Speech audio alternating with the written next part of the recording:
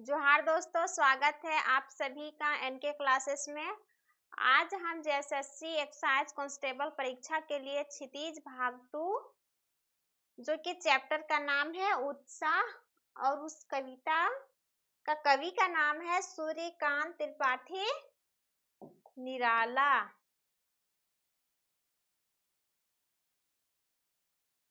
तो इसका हम एमसीक्यू इस क्लास में करवाने के लिए जा रहे हैं। अगर जिनको उस प्रश्न का आंसर पता होगा तो कमेंट में आंसर जरूर दें। तो चलिए बिना समय गवाए शुरू करते हैं इस वीडियो को।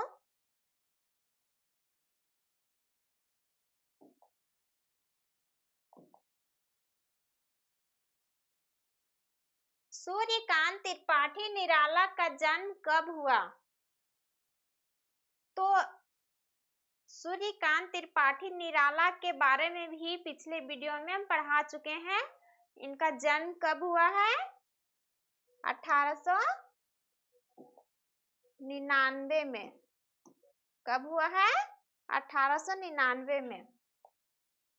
दूसरा है सूर्यकांत त्रिपाठी निराला का जन्म कहाँ हुआ? उत्तर प्रदेश के वाराणसी में, बंगाल के महिसादल में, बिहार के बिसही जिले में, उत्तर प्रदेश के प्रयागराज में।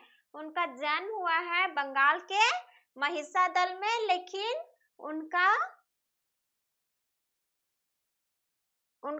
क्या है, निवासी कहाँ पे था? उत्तर प्रदेश, जो कि जगह का नाम क्या था? गढ़ाकोला और जिला उन्नाव था। लेकिन जन्म हुआ आपका बंगाल के महिसादल में। निराला मूलतः कहाँ के निवासी थे? अभी हम बताएं कहाँ के निवासी थे। गढ़कोला उन्नाव उत्तर प्रदेश के। निराला की औपचारिक शिक्षा महिसादल में किस कक्षा तक हुई? किस कक्षा तक? 5वीं कक्षा तक, 11वीं कक्षा तक, 9वीं कक्षा तक या 10वीं कक्षा तक? उनका महिसादल में 9वीं कक्षा तक औपचारिक शिक्षा हुई। निराला ने स्वाध्याय से किन भाषाओं का ज्ञान अर्जित किया? संस्कृत, बांग्ला, अंग्रेजी, उपर्युक्त सभी। इन्होंने सभी भाषाओं का ज्ञान अर्जित किया। टाइपिंग में थोड़ा गलती है। भाषा से हटकर निराला ने और किन विषयों का अध्ययन किया? मनोविज्ञान का, इतिहास का, हिंदी का या संगीत तथा दर्शन शास्त्र का? इन्होंने संगीत तथा दर्शन शास्त्र का अध्ययन किया। निराला किनके विचारों से अत्यधिक प्रभावित थे?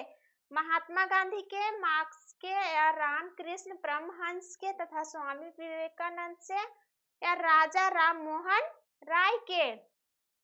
इन्होंने रामकृष्ण परमहंस के, स्वामी विवेकानंद से अत्यधिक प्रभावित थे। निराला का संपूर्ण साहित्य किस नाम से प्रकाशित है? निराला रचनावली से प्रकाशित हुआ है। निराला रचनावली कुल कितने खंडों में प्रकाशित हुई है? 10, 12, 16 या 8 खंडों में प्रकाशित हुई है। निराला की प्रमुख काव्य रचनाएं कौन सी है? अनामिका, परिमल, गीतिका, कुकुरमुत्ता, नेपथ्य या उपर्युक्त सभी? ये सभी है इनकी काव्य रचनाएं। निराला ने अपनी 18 वर्षीय पुत्री के निधन के शोक में किस शोक गीत की रचना की? सरोज स्मृति की शोक गीत की रचना की थी। किन्होंने? निराला जी ने। उनका 18 वर्षीय पुत्री क्या हो गई? निधन हो गई। तो उसी के शोक में इन्होंने सरोज स्मृति की शोक गीत की रचना की। निराला किस स्वभाव के कवि माने जाते हैं? प्रेम, विद्रोही, श्रृंगारी, उपर्युक्त में से कोई नहीं। इन्होंने विद्रोही, इसका आंसर क्या होगा? विद्रोही माने जाते थे। निराला की रचनाएं किस प्रवृत्ति की है? प्रगतिवादी, प्रयोगवादी, छायावादी या उपयुक्त सभी? ये छायावादी प्रवृत्ति की है। छायावादी रचनाओं में पहली बार किस प्रकार के छंद का प्रयोग निराला ने शुरू किया है? तोमर छंद, तोतक छंद, मुक्त छंद, रोला छंद। इन्होंने मुक्त छंद का शुरू किया। निराला की मृत्यु कब हुई? 1951 में, 1961 में, 1971 में, 1941 में। इनका मृत्यु 1961 में हुई। उत्साह किस प्रकार का गीत है? विदाई गीत है, आह्वान गीत है, शोक गीत है, उपयुक्त सभी? ये एक आह्वान गीत है। कैसा गीत है? आह्वान गीत है। उत्साह गीत में किसे संबोधित किया गया है? वर्षा को, आकाश को, बादल को, घनघोर गर्जन को? बादल को संबोधित किया है। कवि बादल से क्या अपील करता है? घनघोर गर्जन के साथ बरसने की अपील करता है। बादल की तुलना किससे की है? बच्चे की ललाट के, बच्चे के काले घुंघरेले बालों से तुलना की है। कवि किस बादलों से बरसने का आग्रह करता है? आकाश के बादल से, मेघों के बादल से, नवजीवन के बादल से, नवजीवन के बादल से या उपयुक्त सभी? किससे बरसने के आग्रह कर रहे हैं बादल? ये नवजीवन के बादल से बरसने का आग्रह कर रहे हैं। कवि किन बादलों से छुपने का आग्रह करता है? कोर गज शक्ति के बादल से, मेघ गर्जन के बादल से, आकाश के बादलों से या बरसते हुए बादल से? कोर गज शक्ति के बादल से छुपने का आग्रह करता है। आकाश में उमड़ते घूमते बादल पोसे प्रतीत होते हैं? चंचल, बेचैन, शांत, दुखी? इसका आंसर होगा बेचैन। समस्त धरती किससे परेशान है? कविता में भी बताया गया है कि समस्त धरती किससे परेशान है?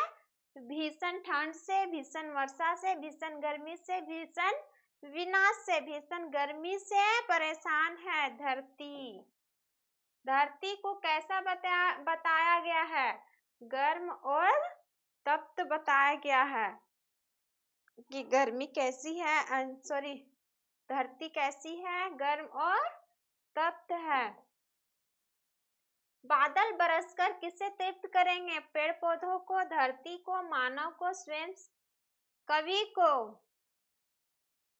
धरती को। बादल बरसकर धरती को तृप्त करेंगे। अट नहीं रही है कविता किस महीने की मादकता को दर्शाती है? चैत, आषाढ़, फागुन, कार्तिक? कविता में भी बताया गया है कि ये फागुन को दर्शाती है। फागुन महीने में किस ऋतु का आगमन होता है? बसंत ऋतु का आगमन होता है। किस ऋतु में पुराने पत्ते झड़ जाते हैं और नए पत्ते आ जाते हैं? ग्रीष्म ऋतु में, वर्षा ऋतु में या बसंत ऋतु में या शरद ऋतु में? ये बसंत ऋतु में पुराने पत्ते क्या हो जाते हैं? झड़ जाते हैं और नए पत्ते आ जाते हैं। तो शीर्षक के अनुसार कवि को क्या नहीं अट रही है? बसंत ऋतु की सुंदरता, फागुन की सुंदरता या ग्रीष्म ऋतु की सुंदरता, शरद ऋतु की सुंदरता? फागुन की सुंदरता नहीं अट रही है। उत्साह शीर्षक कविता किसकी है? जयशंकर प्रसाद, निराला या माथुर और मंगलेश डबराल? उत्साह आपका सूर्यकांत त्रिपाठी निराला का शीर्षक कविता है। अट नहीं रही शीर्षक कविता किसकी है? ये भी सूर्यकांत त्रिपाठी निराला जी का ही है। निराला की कविताओं में किनकी गहरी सहानुभूति का भाव मिलता है? उपेक्षित, प्रक्षेपित, शोषित, प्रताड़ित, पीड़ित या स्वेच्छित, द्वेषित या पीड़ित? ये आपका होगा शोषित, प्रताड़ित।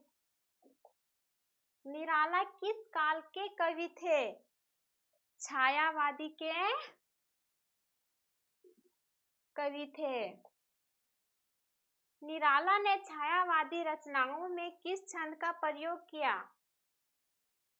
सुप्त, मुक्त, ए बी इनमें से कोई नहीं। इन्होंने मुक्त छंद का प्रयोग किया है। किसके कोटि कोटि हाथों के स्पर्श से गरिमा बताई गई है? किसान के गरिमा को बताई गई है। कवि ने किसे हाथों के स्पर्श की महिमा कहा है? धन को, वस्त्र को, जल को या फसल को? इन्होंने फसल को हाथों के स्पर्श की महिमा कहा है। कवि ने संदली शब्द का प्रयोग किसके लिए किया है? मिट्टी के, फसल के लिए या पानी के लिए या वायु के लिए? इन्होंने मिट्टी के लिए संदली शब्द का प्रयोग के लिए है। कवि बादल की गर्जन के द्वारा क्या करना चाहता है? समाज में भय, समाज में उत्साह, समाज में आलस्य, समाज में कार्यरतता। तो इसका आंसर समाज में उत्साह होगा। कवि बादलों के माध्यम से मानव को क्या प्रदान करना चाहता है? धन, ज्ञान, जीवन की नई नई प्रेरणाएं, अतीत का इतिहास। क्या प्रदान करने के लिए चाहते हैं? जीवन की नई नई प्रेरणाएं। कवि ने बादलों के हृदय में कैसी छवि बताई है? सुनहरी छवि, विद्युत छवि, पुष्प छवि या प्रातःकालीन छवि? इन्होंने विद्युत छवि, हृदय में छवि बताई है। बादलों के हृदय में छवि बताई है। कवि के अनुसार कौन व्याकुल थे? संसार के लोग, अमीर के लोग, गरीब के लोग या बच्चे? संसार के लोग व्याकुल थे। तप्त धरा का सांकेतिक अर्थ क्या है? तपी हुई पृथ्वी, आग में जलती हुई पृथ्वी या सांसारिक दुखों से पीड़ित पृथ्वी या गर्म रेत वाली धरा? तप्त धरा को संकेतित करती है सांसारिक दुखों से पीड़ित पृथ्वी। कवि के अनुसार घर घर में क्या भर जाता है? धुआं, जल, फागुन मास की शोभा, वर्षा का पानी? कवि के अनुसार घर घर में फागुन मास की शोभा भर जाता है। कवि की आंख कहां से नहीं हट रही है? प्राकृतिक सुंदरता से नहीं हट रही है। उत्साह कविता में कवि ने किसका आह्वान किया? बादल का, पवन का, सूर्य का, वर्षा का?